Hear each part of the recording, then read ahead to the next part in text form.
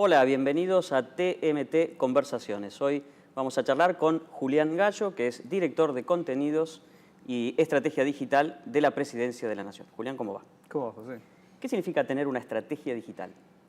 Significa tener un objetivo de comunicación que en el caso de un gobierno tiene que ver con la expresión de sus valores, en este caso del presidente mismo, y de un gobierno que tiene objetivos que se expresan también en la comunicación. ¿Es comunicación o es relación? ¿Hasta qué punto hay un ida y vuelta y la búsqueda de construcción de un vínculo? Es una pregunta que me supera. Entiendo que la comunicación es una forma de relación.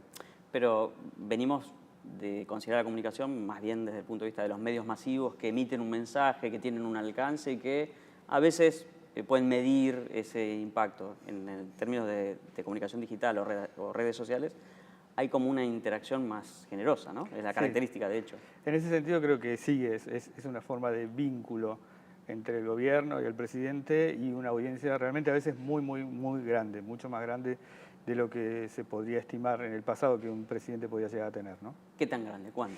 ¿Qué tan grande? Tenemos un ejemplo muy significativo que fue cuando visitó Jack Ma, que es el CEO de Alibaba, la Argentina. Al otro día se presentó un fragmento de una entrevista a Jack Ma que alcanzó a 60 millones de personas. Es una audiencia realmente grande. Con frecuencia el presidente... Eso en Facebook. Eso en Facebook.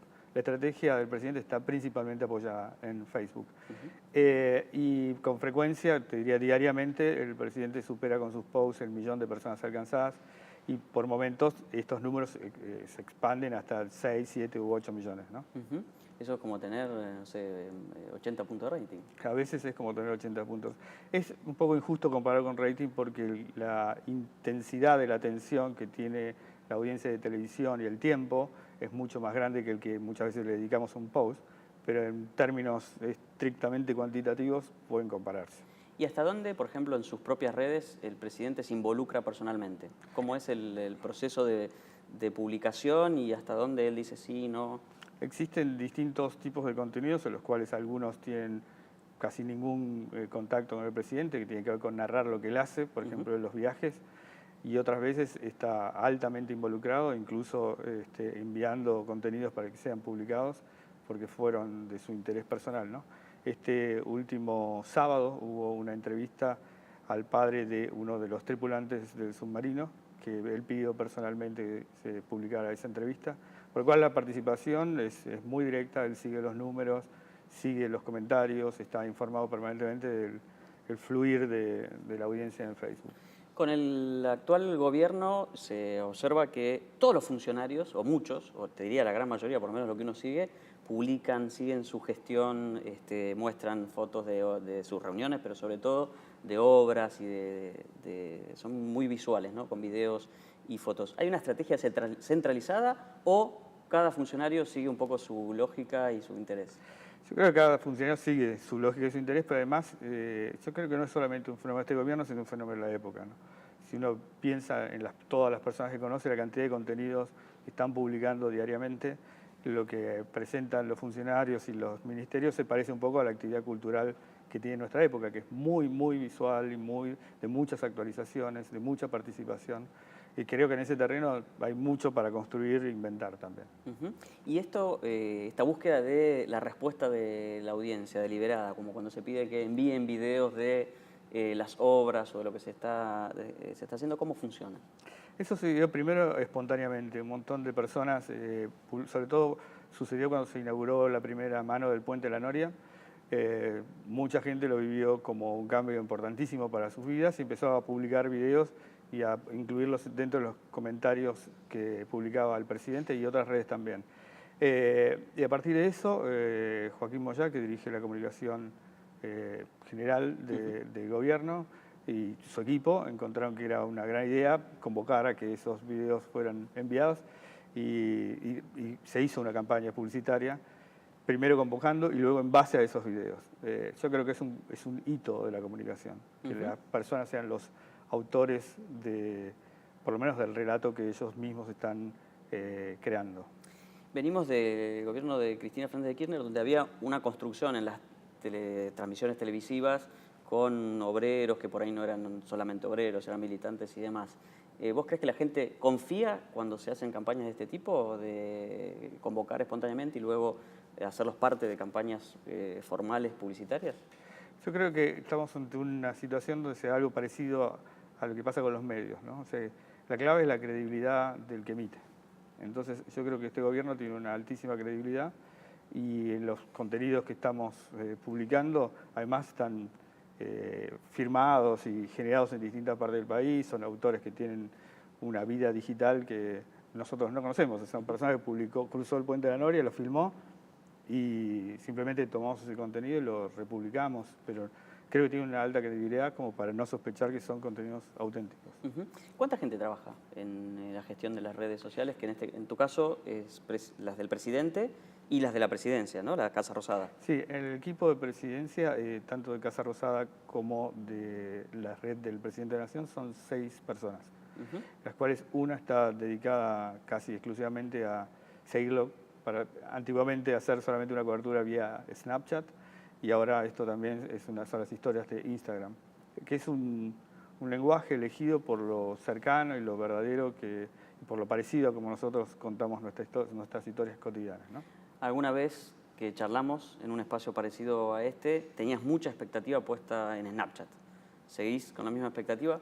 No, no, bueno, me pasa como le habrá pasado a millones de inversores en el mundo, que la expectativa fue en algún sentido truncada por acciones muy efectivas que realizó Facebook, el cual entre comillas, copiar las historias de Snapchat en Instagram le quitó una gran parte del sentido, ¿no?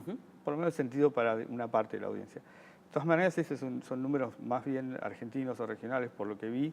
Hace poco estuvo un director de Washington Post en Argentina, contaba que el mayor crecimiento lo habían tenido en Snapchat. Es decir, la audiencia norteamericana de Snapchat sigue siendo muy grande.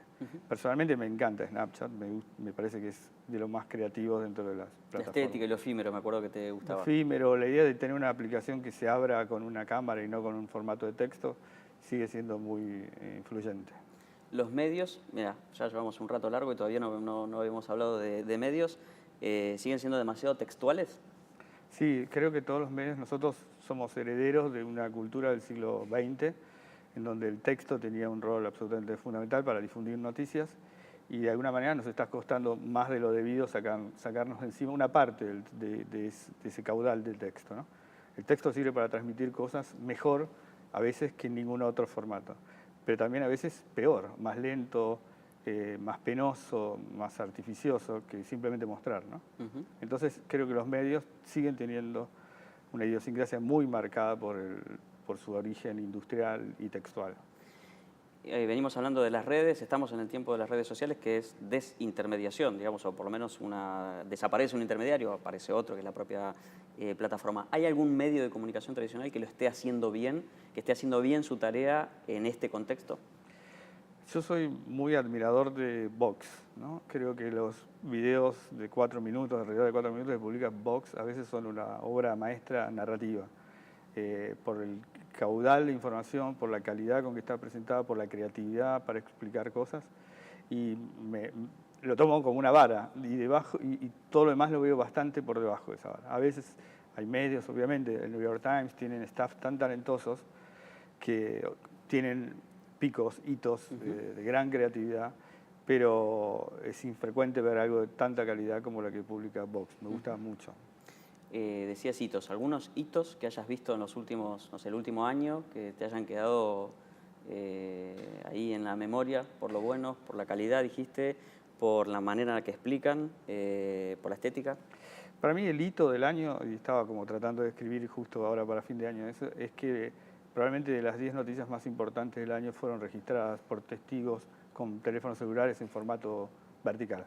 Y el formato vertical para mí es todo... Sos un predicador del formato vertical. Predicador, veo las cámaras horizontales y digo, oh no, ¿para qué hacen video en formato horizontal? El formato vertical es muy expresivo de la diferencia, de la distancia que hay entre las personas y los medios.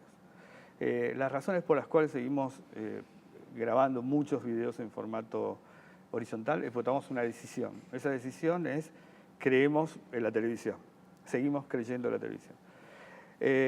Sin embargo, vemos que las personas ante los acontecimientos, los más trágicos que se vivieron este año, y los más felices, no sé, el gol de Messi, etcétera, no giran su teléfono y graban sus videos en formato vertical, ¿no? Entonces, si yo tuviera que decir qué es lo que me llamó, qué es el hito del año, el hito es la participación gigantesca que tuvieron las personas como testigos, y el otro hito es la imposición absoluta del formato vertical. Cada vez que veo un formato horizontal, yo pienso que hay algo que todavía está desacoplado de la cultura de la época. Si nosotros vemos los diarios online, la mayoría, creo que el único que tiene un player vertical es Washington Post. Si vemos que YouTube, por ejemplo, salvo en su aplicación, no publica videos en formato vertical, vemos que hay algo que no está del todo sincronizado con la época. Entonces, hitos, creo que hay medios que están haciendo muy bien, como Vox, etcétera, pero creo que el verdadero hito está en la audiencia. No mencionaste ningún caso latinoamericano. ¿Es porque no hay o es porque en el norte se hace mejor? Yo creo que en el mapa mundial de medios hay que reconocer que desde hace más de una década los Estados Unidos se dieron los casos más innovadores, y que lo que vemos en otros casos a veces son buenos seguidores de esas innovaciones, ¿no? Puede ser porque tengan más recursos, porque hay una tradición periodística más grande, porque la velocidad comercial para apoyar determinados proyectos es más grande que en América Latina o que en Europa, pero lo cierto es que no hay un Vox europeo, así como no hay un Facebook europeo, así como no hay un Google europeo. Si hacemos la lista, no hay europeo. El dominio sobre los medios digitales norteamericanos es muy grande, y en muchos casos ganados genuinamente, es decir, lo están haciendo mejor y pudieron tener crecimientos globales muy importantes. ¿Para ser innovador hay que tener plata? No, no hay que tener plata, pero sí seguro que es bueno tener un ecosistema económico y de otras formas de colaboración que fomenten. Hay una frase en la película Ratatouille que termina el famoso crítico diciendo: lo nuevo necesita amigos. Y los innovadores necesitan amigos en equipos de profesionales, amigos en las organizaciones, en las leyes, y también amigos que pongan plata. Es bastante común que se comprometan, digamos. Que se comprometan, ¿no? Cuando vemos todas esas historias contadas que son divinas de adelante para atrás, de cómo empezaron Facebook, Google, etcétera, vemos que siempre tuvieron apoyos, que fue bastante más fácil de lo que podría ser en otros países conseguir apoyo, ¿no? Y sí, los innovadores necesitan plata. Posverdad. ¿Qué te dice esa palabra? Me dice que hay una explosión por la facilidad, así como me acuerdo que creo que en el 2004 la palabra más buscada en el diccionario de Oxford fue la palabra weblog, y fue porque a partir de la simplicidad de la plataforma todo el mundo empezó a publicar y se volvieron tan populares. Esa misma facilidad permitió que se construya una cantidad de falsos medios distribuyendo falsas noticias que tienen la aspiración de manipular a la opinión pública. Yo creo, esta es una opinión personal, poco científica, hay millones de papers alrededor de esto, que la influencia de los fake news es muy relativa. En realidad la influencia de los medios, desde mi punto de vista, es bastante menor a la que se le atribuye habitualmente. Y esto se lo ve muchas veces en lo difícil que es cambiar un comportamiento de la opinión pública, y que la información no cambia comportamientos. Voy a poner un ejemplo que a mí me parece bastante elocuente. Es las personas que no se ponen el cinturón de seguridad en el auto, no es porque no saben, no es porque no hace décadas que se está hablando de esto. Las personas que conducen automóviles y están chequeando el teléfono celular, no es que no saben, saben perfectamente y tienen información como tenían o tienen cardiólogos que fuman. Es decir, no es una cuestión de información. Y los medios demuestran a veces ante estos fracasos, y los medios y las campañas publicitarias, todo el aparato de comunicación, que no es tan fácil cambiar los comportamientos de las personas. Y veo difícil también cambiar las ideas. Que puedan cambiar en algunos grupos, que algunos grupos sean permeables, vulnerables a las noticias falsas, puede ser. Pero en las noticias falsas también tiene el problema que la dificultad que compiten contra muchas otras, así como las noticias verdaderas, que tardan mucho tiempo en volverse influyentes y adquirir una autoridad frente a la audiencia para que uno diga, eso podría estar pasando. Así que tal vez es un fenómeno incómodo, molesto, como gente metiendo productos falsos dentro de una gigantesca góndola de productos verdaderos, pero puede ser una conversación de la época y no mucho más. Decís que es muy difícil cambiar los comportamientos de las personas y me pareció escucharte todavía más difícil las ideas de las personas. ¿Eso es más difícil hoy que hace 100 años o siempre fue complicado? Yo creo que es difícil, no sé, creo que hay en este momento un proceso de aceleración. Digo, pensando en cuál era el rol de lo que eran los medios hace mucho tiempo, no sé, 100 años por poner un número, ¿no? Y cuál es el rol hoy, ya medios en sentido más amplio, incluyendo las redes y otras formas de comunicación.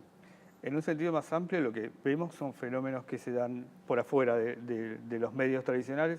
El otro día yo citaba el ejemplo del zoológico, ¿no? El zoológico, que era un paseo absolutamente tradicional, incuestionable, durante más de un siglo, donde fuimos todos y llevamos a nuestros hijos. De Todos repente, fuimos 3 veces, ¿no? Como hijos, como exacto, padres y como abuelos. y como abuelos. De repente se convirtió en algo no tan bueno y hasta el final ser algo que muchos de nosotros consideramos que es malo. Yo no sé cómo pasé de creer que era bueno a que es malo, pero creo reconocer que esto sucedió principalmente en las redes sociales. O sea que no tuvo ni instituciones, ni campañas publicitarias, ni medios promoviendo que se cierre el zoológico o que no era bueno tener animales en cautiverio. Entonces veo una aceleración y veo cambios de comportamiento. No digo que no sucedan cambios de comportamientos ni ideas. Lo que digo es que tiene probablemente un origen verdadero por el cual que se producen. Que no creo que uno pueda decir, hagamos que todos piensen que comer helado es bueno y todos terminemos comiendo helado. No creo que eso pueda pasar. Rusia. Se supone que, bueno, en Occidente, a propósito de la campaña electoral presidencial norteamericana, de la crisis por el independentismo catalán, el tema del Brexit, se señala a Rusia como fábrica de fake news y de estrategias digitales para influir en la opinión pública de esos países. Incluso Putin y Trump aparentemente dialogaron sobre este tema en una cumbre. Digo, ¿existe eso? ¿Rusia es la gran fábrica de fake news para Occidente? Ignoro, pero lo que puedo decir es posible que haya actores interesados siempre en desequilibrar a otro y que utilicen, entre otras muchas otras estrategias, la manipulación, la influencia, la distorsión, la alteración del contenido, la exageración, que se puede lograr incluso con el aumento de la exposición a un contenido en particular. Lo que creo que su efectividad puede ser muy relativa.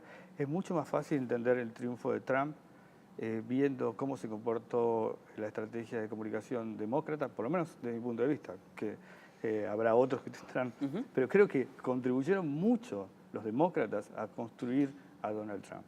Y es probable que en ese proceso también haya habido otros agentes que hayan desequilibrado y favorecido, pero no hayan sido decisivos. Y de todas maneras es tan difícil de medir todo esto, tan difícil de saber el grado verdadero que pudieron tener estas intenciones. ¿Qué es lo difícil de medir? Porque en teoría, en el ámbito digital, es relativamente fácil saber de dónde viene la información, cómo va, los bits y demás, ¿no? ¿Es difícil de medir eso o es difícil de medir el impacto? Es difícil de medir cómo cambiamos nuestras formas de pensar, cómo cambiamos nuestras intenciones. A veces son factores mínimos que hacen. Se ve muy bien en los periodos electorales donde las personas, hablas hasta la semana anterior, nadie sabe a quién va a votar, y a veces toman decisiones a último momento porque vio un programa, porque escuchó. Son decisiones imprevistas, de orígenes simples. ¿Y tiene sentido la campaña electoral entonces, como la conocemos? Yo creo que tiene sentido que haya una competencia de personas que piensan distinto por tratar de expresar. Esta sobrecarga de, por ejemplo, espacio cedido por la Dirección Nacional Electoral, la publicidad en la vía pública, la foto de los candidatos en los meetings y demás, ¿hoy tiene sentido?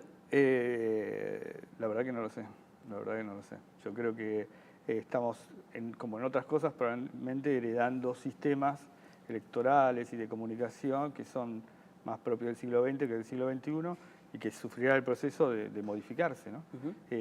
Sin duda, si estas son las reglas, todos juegan con esas reglas, pero es muy interesante pensar que esas reglas pueden ser otras y que todos sentimos la saturación, el hartazgo entre las campañas publicitarias y la repetición de mensajes, porque la ley hace que todos tengan bueno, desde el punto de vista de comunicación es una pesadilla. Yo por suerte no miro televisión, pero de todas maneras uno recibe esa exposición. ¿Cambian las campañas, cambian las formas de comunicación? ¿Debería cambiar la forma de votar? Desde mi punto de vista, sin duda. ¿Deberíamos ir a un voto electrónico, digital, votar No más sé, veces? sí, seguramente un voto como, creo que la reforma electoral que está presentando el gobierno incluye el voto, no sé exactamente si es el voto electrónico, el voto, La boleta única electrónica, ¿no? electrónica. Creo que tiene que darse un método mucho más transparente, creo que hay mucho para contribuir desde el punto de vista informático para que esto sea más veloz y más transparente, que tiene que dar las garantías para que todo el mundo se sienta seguro que es anónimo y fehaciente a la idea que se está expresando. Volviendo a lo que veníamos conversando, que Donald Trump sea el presidente de Estados Unidos significa también una derrota de los medios que dijeron no lo voten, es un monstruo, de alguna manera. Y de alguna manera, sí, yo creo que hay es un ejemplo de una pérdida de influencia. O sea, Trump fue candidato contra todos los grupos de diarios más importantes de los Estados Unidos, algunos de los cuales sacaron solicitadas a doble página, etcétera, y sin embargo ganó. Y yo diría que tal vez la influencia incluso jugó en contra. O sea, la gran influencia que tienen los diarios, al haberse opuesto de tal manera frente a un candidato, probablemente lo único que lograron fue fortificarlo, fortalecerlo, no fortificarlo. Julián, ¿tiene Trump una buena estrategia digital? Parece que sí. No sé, el ganador siempre tiene una buena estrategia, no importa cuál sea la estrategia, pero sí, todos los analistas que estudiaron la campaña de Trump coinciden en que tanto su metodología científica como sus contenidos imprevistos de madrugada en Twitter dieron resultados. ¿Eran imprevistos o estaban estratégicamente pensados para algún segmento de su electorado donde podía hacer la diferencia con un elector más, un elector menos y dar vuelta a la elección general? En el caso de Twitter, o sea, ahí se acabó la ciencia. En el caso de Twitter, el Twitter de Trump es el Twitter más irreverente, imprevisible que se ha conocido y se puede concebir. No hay, en todo caso es la autenticidad, él es así. O sea, y hay un montón de gente que se siente cómoda con ese presidente. Y ha logrado llevar a su territorio a medios, ¿no? En los últimos días, por ejemplo, a la CNN. La única que dice las noticias de verdad es Fox News, dice el presidente Trump, ¿no? Y el área de Relaciones Públicas de la CNN le responde. Y finalmente, no es el único caso, logra llevar a su Twitter a los medios tradicionales. Sí, él tiene una estrategia, o por lo menos tiene una personalidad basada en la provocación y ha desequilibrado a muchos medios y personas, ¿no? Me acuerdo el video totalmente intempestivo de Robert De Niro diciendo que le daría un golpe, ¿no? En el cual era el triunfo de Donald Trump. O sea, haber desequilibrado a una persona serena y racional y haberlo convertido en lo único que quiere es romperte la cara. Y él lo ha hecho muchas veces, pero me parece que él hace lo que es en un sentido comunicacional auténtico y por eso gran parte de su efectividad se debe basar en eso. ¿Cómo se informa Julián Gallo? Yo valoro poco la información, la información noticiosa, ¿no? Y lo que trato de hacer es una lectura panorámica de lo que se está viendo, pero a la vez creo que más o menos lo que hacemos todos. Una vez hice el siguiente cálculo, más o menos el tiempo de lectura de una columna es de 3 minutos, de una nota a doble página es de 16 minutos, entre 16 y 20. Por ejemplo, la entrevista el domingo de una revista dominical de un diario puede tener hasta 20 minutos de lectura. Sin embargo, el tiempo de lectura de un domingo, ponemos en el estudio que vi del New York Times, promedio de un lector es como máximo de 1 hora. El New York Times requiere casi 16 horas de lectura. Quiere decir, no leemos, ninguno lee. O sea, yo siento que no leo, que tengo una visión así muy superficial sobre lo que pasa, pero creo que todos, salvo los profesionales, tu caso, los periodistas, tienen una ajustada seguimiento de la actualidad. Yo no valoro demasiado ese seguimiento y este verano estuvimos de vacaciones en Japón con mi familia y sentí el placer de no entender nada, de no saber nada de lo que pasaba y ver que uno podía vivir sin noticias. Con noticias de luchadores de sumo que no entendía qué era. Que también es el atractivo del descubrimiento, ¿no? Del descubrir lo desconocido. Es un descubrimiento. Apagarse estamos tan sobreinformados y rodeados de noticias e información que es un descubrimiento de repente apagarse. Pero a la vez me da la impresión de que incluso el público en general sabe cada vez más de aquello que le interesa. Sí, bueno, eso, en ese sentido sí, yo también tengo como un gran seguimiento de algunos temas a los cuales dedico mucho tiempo, pero que no son noticiosos. O sea, tengo muchas lecturas de los temas que me interesan y muchas veces de temas que están completamente fuera de la agenda de algo. O sea, de repente me interesa la fotografía y sigo muchas historias sobre fotografía que no están de ninguna manera disponibles en los medios masivos. Y en ese sentido creo que me parezco y que respondo bien a cómo está funcionando la audiencia, que es leyendo más sobre aquello que le interesa y no necesariamente en medios masivos de comunicación. Julián, muchas gracias. Un placer, José. Estuvimos acá en TMT Conversaciones con Julián Gallo, director de Contenidos y Estrategia Digital de la Presidencia de la Nación.